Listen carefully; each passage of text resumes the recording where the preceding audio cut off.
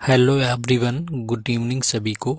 और जैसा कि हम लोग एसएससी जीडी को लेकर के सीरीज यहाँ पर चला रहे थे, तो ये थर्ड वीडियो होने वाला है। तो चलिए शुरुआत करेंगे बिना टाइम वेस्ट किए। बस उससे पहले आपको वीडियो को लाइक कर देना है एंड शेयर कर देना है। साथ ही साथ वीडियो को आप क्या करेंगे, शेयर कर सकते हैं and do subscribe the channel, क्योंकि यहाँ पर इसी तरह कंटिन्यू सारी चीज़ें मिलने वाली हैं।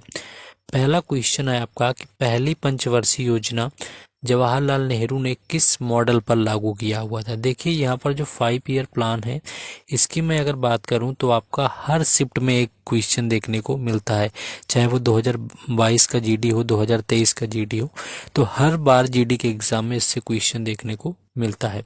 तो पहली जो आपकी पंचवर्षीय योजना थी वो आपकी किस पर आधारित थी, तो हेराल्ड डोमर मॉडल पर आधारित थी। ये चीज़ याद रखना है, जो कि 1951 से लेकर के 1956 तक चली हुई थी। दूसरी जो आपकी पंचवर्षीय योजना थी, दूसरी आधारित थी महालनोबिस मॉडल पर। ये चीज़ भी याद रखना है। और इनको लिया किस देश से गया है, तो यूएसएसआर यानी कि सोवियत संघ से जो है आपका लिया गया था। आपकी पंचवर्षीय योजना है, वहीं से मौलिक कर्तव्य भी आपका आया हुआ था। इसके साथ और चीज़ क्या याद रख सकते हैं हम लोग, हाँ, तीसरी आपको इसलिए याद रखनी है, अगर आपसे ये पूछे कि सबसे ज़्यादा असफल जो आपकी पंचवर्षीय योजना है वो कौन सी थी, तो तीसरी जो पंचवर्षीय योजना है ये सबसे असफल मानी गई। गरीबी हटाओ का भी पूछ लेते हैं कि जो गरीबी हटाओ का नारा था वो किस पंचवर्षीय योजना में दिया गया, तो ये आपकी 5वीं पंचवर्षीय योजना थी जब गरीबी हटाओ का नारा दिया गया था। इतनी चीज़ें तो बिल्कुल याद रखनी जितनी ऑलमोस्ट मैंने बताई हुई हैं। और जो तीसरी आपकी असफल सबसे रही हुई थी, उसका जो कारण था वो भारत पाक जो युद्ध हुआ था वो सबसे आपका कारण रहा हुआ था। नेक्स्ट हम लोग अगले क्वेश्चन में आएंगे, लेकिन उससे पहले मैं आपको बता दूं, देखिए एसएससी जीडी की तैयारी को बेहतरीन करने के लिए यहाँ पर टेक्स्ट बुक ने अपनी एक बुक लॉन्च करी हुई है, जो कि आपकी क्या है, ये बुक जो है इसमें आपको 5000 एमसीक्यू मिल जाएंगे, यानी कि जो कि प्रीवियस ईयर पूरी तरह से रहने वाले हैं। साथ ही साथ 2024 के क्वेश्चन भी इसके आपके इसमें पूरी तरह से ऐड किए गए हैं। तो जिस तरह से आपके टेक्स्ट बुक की जो टेस्ट सीरीज आपको मिलती है, मॉक टेस्ट वगैरह, टेक्स्ट बुक का पास थ्रू जो आता है, जिस तरह से उसका कोई तोड़ नहीं है, उसी तरह इस बुक का भी ये समझिए कोई तोड़ नहीं है। बेहतरीन बुक है आपको। वैसे तो ये आपकी 300 के प्लस ही रहती है, लेकिन आपका फ्रीजिंग डिस्काउंट सेल अभी चल रहा है, जिसमें कि आपका सबसे लोवेस्ट प्राइस रहेगा। वैसे तो 277 की ये बुक रहने वाली, लेकिन आप इसको मेरा कूपन कोड राज बीके यूज करेंगे तो आपको ये 249 में बुक मिल जाएगी। बेहतरीन बुक है, मेरा कूपन कोड यूज करके आप इसको 249 में ले सकते हैं। वैसे 277 या 76 के अप्रॉक्स आपको मिलेगी। परचेज करने का डायरेक्ट लिंक मैंने डिस्क्रिप्शन में दे दिया है, कमेंट बॉक्स में भी पिन कर देंगे, तो जाकर के वहां से ले लेना है। बाकी अगर कोई अदर कूपन अप्लाइड हो जाता है तो उसको आप रिमूव करके मेरा कूपन कोड जो राज बी के उसको यूज कर लेना, 249 में मिल जाएगी। नहीं मिलती है तो कमेंट वगैरह करते हैं ना, मैं उसको आगे सॉर्ट आउट कर दूंगा। आ जाते हैं अपने टॉपिक के ऊपर। तो ये क्वेश्चन आपका हो गया। नेक्स्ट आते हैं अगले क्वेश्चन में। नेक्स्ट क्वेश्चन था कि निम्न में से किस प्रदेश की महिला साक्षरता सबसे ज़्यादा रही हुई थी। तो देखिए महिला साक्षरता की मैं बात करूं, यहाँ पर सबसे ज़्यादा किसकी रही हुई थी, तो ये आपके केरल इसका राइट आंसर हो जाएगा। तो हर शिफ्ट में आपकी जो है सेंसस यानी कि जनगणना से भी क्वेश्चन देखने को मिलते हैं। तो ये न सिर्फ महिला बल्कि पुरुष के बारे में भी बात करें तो ओवरऑल जो सबसे ज़्यादा साक्षरता यानी कि लिटरेसी रेट देखने को मिलता है वो केरल का होता है। वहीं सबसे अगर कम की बात करें कि सबसे कम कहाँ का देखने को मिलता है, तो वो बिहार का आपका होता है, जो कि सबसे कम साक्षरता है। अब वहीं बात करें आपका लिंगानुपात की कि सबसे ज़्यादा जो लिंगानुपात है वो किस राज्य का है, तो सबसे ज़्यादा लिंगानुपात के मामले में भी आपका केरल आता है। और सबसे कम के मामले में, यानी सबसे ज़्यादा तो केरल का है, लेकिन जो सबसे कम आता है वो हरियाणा का रहता है। और वहीं अगर बात करी जाए कि कौन से केंद्र शासित प्रदेश की सबसे ज़्यादा आपका लिंगानुपात है यहाँ पर, तो वो फिर पांडिचेरी का हो जाएगा। ये चीज़ भी याद रखना है। तो 2011 की जो जनगणना है, जैसे घनत्व की मैं बात करूं कि सबसे ज़्यादा जो है जनसंख्या घनत्व किस राज्य का है, तो बिहार का हो जाता है। वहीं सबसे अगर कम आपसे पूछा जाए तो वो अरुणाचल प्रदेश का हो जाता है। ये चीज़ भी याद रखनी है। बाकी इससे मैं आपको बता दूं कि केरल की कुल साक्षरता दर, महिला और साक्षरता दर आपकी सबसे ज़्यादा है, और लक्षद्वीप में पुरुष साक्षरता दर आपकी सबसे ज़्यादा, ये याद रखना है अगर पुरुषों की बात करी जाएगी। लेकिन ये फिर आपका यूटी में आ जाता है, राज्यों की बात होती है तो केरल ही पुरुष में भी ज़्यादा रहता है, लेकिन अगर आप यूटी की भी बात करेंगे तो लक्षद्वीप यहाँ पर आ जाता है, इस चीज़ को याद रखना है। बिहार में आपका साक्षरता दर आपकी सबसे कम है, जो कि मैंने बताई। और महिला साक्षरता दर सबसे ज़्यादा कम कहाँ पर है, तो राजस्थान उसके मामले में आता है, यानी कि राजस्थान में जो महिला साक्षरता दर है वो सबसे कम आपकी रखी गई है। नेक्स्ट क्वेश्चन में आते हैं हम लोग अगले। नेक्स्ट क्वेश्चन है कि नीति आयोग के कार्य क्या हैं। देखिए नीति आयोग की मैं बात करूं तो ये मैंने पहले भी बताया था कि पहले आपका एक योजना आयोग हुआ करता था, और योजना आयोग की जो स्थापना है वो 1950 यानी कि 1950 में करी गई, जिसके अध्यक्ष प्रधानमंत्री थे और उपाध्यक्ष आपके दूसरे बनाए जाते थे। तो पहले योजना आयोग के जो अध्यक्ष थे वो गुलजारी लाल नंदा थे, और इसको 2014 में ख़त्म कर दिया गया था, और इसी के जगह में आपका नीति आयोग लाया गया, जिसकी शुरुआत 1 जनवरी 2015 से करी गई थी। तो इसके बारे में पहले भी ऑलरेडी मैं बता चुका हूँ। तो अब बाकी इसका फुल फॉर्म भी कई बार पूछते हैं, तो national institution for transforming India जो है, ये नीति आयोग का फुल फॉर्म यहाँ पर हो जाता है। तो इससे भी क्वेश्चन आपका पूछा जाता है। नेक्स्ट क्वेश्चन है कि मौर्यकालीन सिक्कों के संदर्भ में कौन सा कथन सही है। देखिए मौर्य काल की बात करें तो मौर्य काल से यानी कि मौर्य जो वंश था उससे पहले मगध पर नंद वंश चलता था, जिसका जो अंतिम शासक था वो घनानंद हुआ। और घनानंद को किसने हराया, तो ये चंद्रगुप्त मौर्य थे जिन्होंने घनानंद को हराया हुआ था, और ये इन्होंने हरा करके 322 ईसा पूर्व में क्या है कि मगध पर मौर्य साम्राज्य की स्थापना करी चंद्रगुप्त मौर्य ने। इसके बाद जो इसका उत्तराधिकारी बना वो बिंदुसार बना, जो कि इसका बेटा था, इसके बारे में भी याद रखना है। और फिर इसके बाद आता है अशोक, और अशोक ने कलिंग का युद्ध लड़ा हुआ था 261 में, ये चीज़ भी याद रखना है।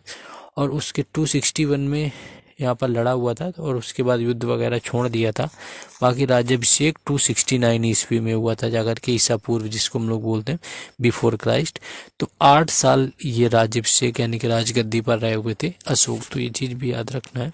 तो इससे रिलेटेड क्या है कि जो सोने के सिक्का हैं इनको सुवर्ण कहा जाता था, चांदी के सिक्कों को धरण आपका यहाँ पर शतमान कहलाते थे, और जो है तांबे के सिक्के आपके मासक या काकड़ी कहलाते थे। ये तीनों चीज़ें सही हैं जो कि यहाँ पर कहलाते रहे। तो जब क्वेश्चन आता है ऑलमोस्ट जीडी में तो वो बेसिक से ही आता है, ज़्यादा टफ करके क्वेश्चन यहाँ पर नहीं रखते हैं। नेक्स्ट क्वेश्चन अगला। नेक्स्ट है कि बोनालू जो है किस राज्य का वार्षिक त्यौहार है। देखिए जब भी फेस्टिवल पूछे जाते हैं तो ऑलमोस्ट घुमा फिरा के वही पूछ लेते हैं। तो बोनालू की बात करें तो ये वार्षिक त्यौहार आपका होता है तेलंगाना का, ये चीज़ भी याद रखना है। बोनालू से याद आया कि बथुकम्मा भी याद रखना है, बोनालू होता है उसके साथ में बथुकम्मा होता है। तो बोनालू और बथुकम्मा दोनों जो हैं ये तेलंगाना से रिलेटेड है, ये याद रखना है। और ये जो बोनालू होता है इसको जुलाई या अगस्त माह में इसको सेलिब्रेट किया जाता है, जिसको हिंदी के माह में आषाढ़ भी बोलते हैं।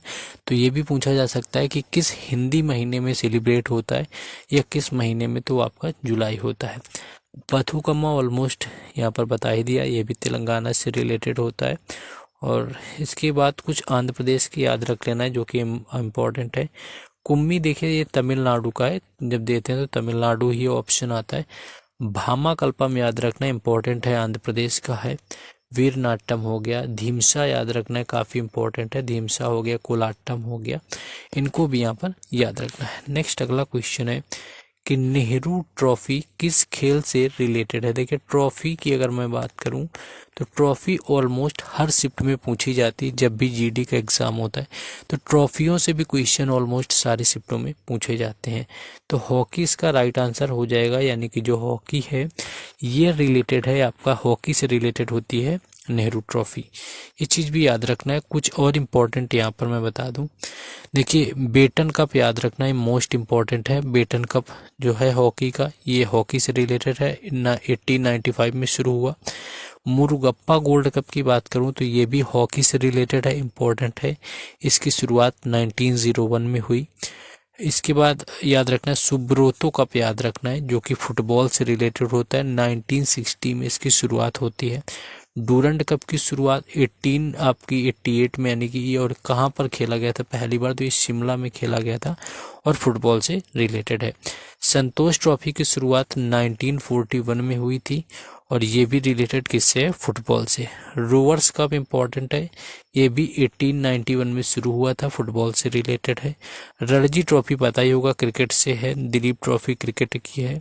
ईरानी ट्रॉफी क्रिकेट की है और देवधर ट्रॉफी क्रिकेट की है। विजय हजारे भी क्रिकेट की है। तो क्रिकेट की मोस्टली जो ट्रॉफी हैं वो याद होती हैं और इनमें से जितनी मैंने ट्रॉफी बताई हैं ऑलमोस्ट जीडी के एग्जाम में ये सारी एक नहीं कई बार पूछी जा चुकी हैं। नेक्स्ट क्वेश्चन है कि देश के दूसरे चीफ ऑफ डिफेंस स्टाफ यानी कि जो सीडीएस हैं वर्तमान में, वो कौन है? तो ये अनिल चौहान है और अनिल चौहान से जो पहले थे वो थे विपिन रावत। ये चीफ ऑफ डिफेंस स्टाफ हैं जिनको सीडीएस हम लोग बोलते हैं। पहले विपिन रावत थे जो कि प्लेन क्रैश में उनकी डेथ हुई और उसके बाद जो दूसरे नंबर के बनाए गए वो बनाए गए हैं जाकर के अनिल चौहान। नेक्स्ट क्वेश्चन अगला हम लोग देखेंगे। नेक्स्ट है कि लिएंडर पेस का संबंध जो है निम्नलिखित में से किस खेल से है? देखिए स्पोर्ट्स से भी लगातार क्वेश्चन हर शिफ्ट में मिलता है जीडी के कि कौन सा खिलाड़ी जो है वो किससे रिलेटेड है। तो अगर स्पोर्ट की मैं बात करूं यहाँ पर तो स्पोर्ट्स से जो भी आपका पूछा जाता है तो लिएंडर जो पेस है इनका रिलेशन है टेनिस, ये चीज़ याद रखना है। लिएंडर पेस टेनिस से रिलेटेड है और इनसे रिलेटेड क्वेश्चन ऑलमोस्ट यहाँ पर पूछे जाते हैं। तो टेनिस से रिलेटेड और खिलाड़ी का खेल कई बार पूछने को आ जाता है। कुछ यहाँ पर मैंने प्लेयर रखे हैं, जैसे मैं बैडमिंटन अगर खिलाड़ी की बात करूँ तो प्रकाश पादुकोण हो गए, साइना नेहवाल इम्पोर्टेंट है, पीवी सिंधु भी इम्पोर्टेंट है, दीपांकर भट्टाचार्य और पुलेला गोपीचंद, तो ये एमटीएस में भी कई बार आया हुआ है और जीडी में भी आता है। तो ये लोग जो हैं ये सारे के सारे बैडमिंटन से रिलेटेड हैं। इसके बाद जिम्नास्टिक खिलाड़ी में याद रखना है दीपा कर्माकर, दर्शन मोंडोल, आशीष कुमार। लेकिन दीपा कर्माकर कई बार के जो है जीडी के एग्जाम में देखने को मिला हुआ है जो कि जिम्नास्टिक खिलाड़ी हैं। इसके बाद बात करते हैं टेनिस की। तो टेनिस का लिएंडर पेस तो पता ही होना चाहिए। सानिया मिर्जा जो है ये टेनिस से रिलेटेड है। महेश भूपति, श्रीनिवास भूपति जिसको बोलते हैं, महेश भूपति टेनिस से रिलेटेड है, कई बार एग्जामों में पूछा गया है। यूकी भांवरी कई बार पूछा गया है और रोहन बोपन्ना हो गए, यूकी भांवरी हो गए, महेश भूपत हो गए। तो ये लोग भी कई बार पूछे जाते हैं जो कि टेबल टेनिस से आते हैं ये लोग। मान लो इसमें कुछ टेनिस से हैं, ये आपका जैसे कि मनिका बत्रा हो गया है ना, तो ये टेबल टेनिस से तो ऐसे इनसे रिलेटेड पूछ लेते हैं। हॉकी में ध्यानचंद तो ऑलमोस्ट सभी को पता होता है। बलबीर सिंह दोसांझ इम्पोर्टेंट है। मनदीप याद रखना है। धनराज पिल्लई आपका काफ़ी इम्पोर्टेंट है। और अभी कौन है, हाँ पीआर श्रीजेश जो कि भारतीय हॉकी टीम के गोलकीपर हैं, पीआर श्रीजेश, तो ये भी इम्पोर्टेंट है, इसको भी याद रखना है जो कि पूछा ही जाता है, कई सारी शिफ्टों में देखने को मिलता है। नेक्स्ट है कि वर्तमान में आंध्र प्रदेश का राज्यपाल कौन है। देखिए राज्यपाल की मैं बात करूं तो राज्यपाल आपके अब्दुल नजीर रहे हुए थे। अभी क्या हुआ है, कई स्टेट के जो हैं राज्यपाल चेंज हुए हैं, तो इनको नए डाटा से हम लोग लेकर के आएंगे एग्जाम से पहले। और ऑलमोस्ट क्या होता है कि हर शिफ्टों में आपके राज्यपाल भी कई शिफ्टों में गैप करके दे दिया जाता है। तो राज्यपाल ये याद रखना है। मान लो अब आ जाते हैं अगले क्वेश्चन में, राज्यपाल का कुछ चेंज वगैरह हुए हैं तो उनका अलग से करवाना पड़ेगा। नेक्स्ट है कि पन्नालाल घोष किस आपके संगीत वाद्य यंत्र से संबंधित हैं। तो पन्नालाल घोष इतना इम्पोर्टेंट भी है और कहीं ना कहीं इतना कॉमन हो गया कि अब एग्जामों में कमी आता है। तो बांसुरी से इनका रिलेशन है और इसके साथ साथ मान लो बांसुरी से और कौन रिलेटेड है आपके, एक तो आपके हो जाएंगे हरि प्रसाद चौरसिया, हरि प्रसाद चौरसिया ये भी रिलेटेड है। राजेंद्र प्रसन्ना की मैं बात करूं तो राजेंद्र प्रसन्ना जो है इनका भी रिलेशन किससे है, बांसुरी से है। बाकी पन्नालाल घोष तो हो ही गया।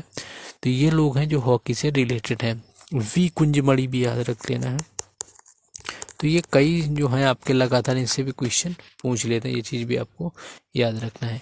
तो ये कुछ जो है आपके ऑलमोस्ट क्वेश्चन एक आपका नीचे जैसे है यहाँ पर कि अमृतसर जो संधि पर हस्ताक्षर कब किए गए थे। तो अमृतसर संधि की मैं बात करूं तो 1809 यानी कि 809 में जो है अमृतसर संधि पर हस्ताक्षर किए गए। और ये किसने किया हुआ था? ब्रिटिश कंपनी और सिख साम्राज्य की स्थापना करने वाले महाराजा रणजीत सिंह। तो जो ब्रिटिश थी और महाराजा रणजीत सिंह के बीच में क्या हुई थी? अमृतसर की संधि हुई थी, जो कि आपकी कहाँ पर हुई? 1800 आपकी 9 में हुई थी। और मोपला विद्रोह याद रखना है 1921 का, एक दिन मैंने कराया भी और कई बार आता है। तो मोपला विद्रोह केरल में हुआ था 1921 में। तो ये कुछ क्वेश्चन थे। बाकी लाइक शेयर एंड सब्सक्राइब करेंगे, थोड़ा कमेंट वगैरह तो थोड़ा मोटिवेशन मिलता है आगे करने का, क्योंकि वैसे भी यहाँ पर देख रहे हैं कि चीज़ें क्या होती हैं, डिसबैलेंस ही समझ में आती हैं कि लोग ना शेयर हो रहा है, ना लाइक, ना व्यूज़ आते हैं। बाकी आप लोग वीडियो को लाइक करिए, कमेंट करिए, और साथ ही साथ वो जो बुक बताइए वो ले सकते हैं आप लोग। बेहतरीन बुक रहने वाली। मिलते हैं नेक्स्ट वीडियो में। जय हिंद।